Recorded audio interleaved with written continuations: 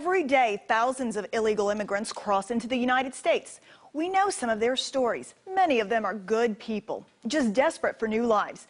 But for every one of those stories, there are bad ones too. Drugs, lawlessness, crime.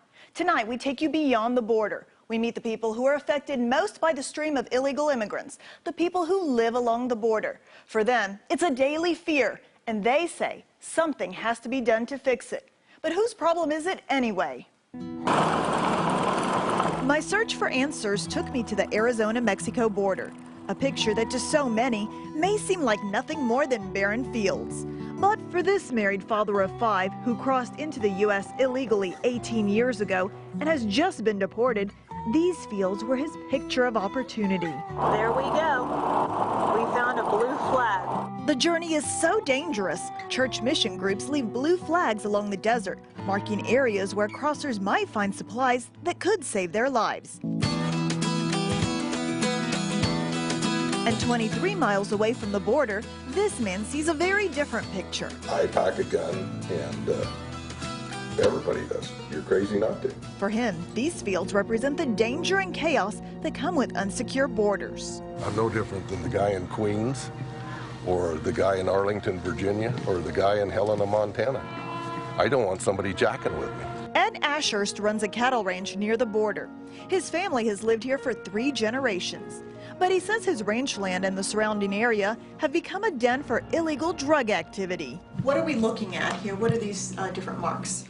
Each one of these black marks with the purple outside is a dope load that has been apprehended. His home is vulnerable. I'm looking out this window and there's a guy has his hand on the doorknob and he's bashing the door in with his right shoulder. But leaving his home is not an option. We like living here.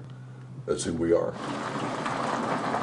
U.S. citizens like Ed say the government isn't doing enough. My photographer and I kept pressing on toward the border.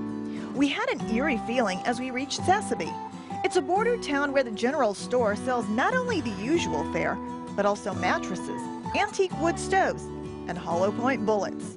Sassabee has a population of 12. It can swell to 25 during hunting season. We happen upon this unidentified resident who packed a .40 caliber pistol in plain view. My message is, I know my rights. Don't mess with me. He says while drugs and the illegal immigrants keep on coming, the Border Patrol is not doing enough to protect U.S. citizens. Everything still flows day and night. If anything, it's flowing faster and harder. We get to the official U.S.-Mexico border. The U.S. Border Patrol's Tucson sector dispatches 3,300 agents to monitor the wall and desert. And they're responsible for more than 90,000 square miles. The spokesman for the Tucson sector says apprehensions have actually decreased from 616,000 in 2000 to 241,000 last year. He says that's a good thing. According to him, it shows that increased awareness, manpower, and technology like stadium lights and surveillance cameras are deterring illegal immigrants from crossing into the United States. I'm standing here in Nogales, Arizona, but I've decided I am going to cross the border into Nogales, Mexico. This is where I leave my photographer and press forward to cross legally into Mexico with my personal camera and camcorder.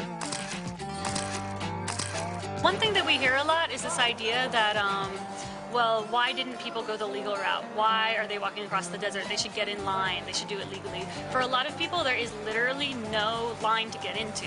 If they have a family member that is a U.S. citizen, they can get in a line that's 12 to 14 years long. Hannah Hafter is a volunteer with No More Deaths, an organization that helps illegal immigrants get back on their feet.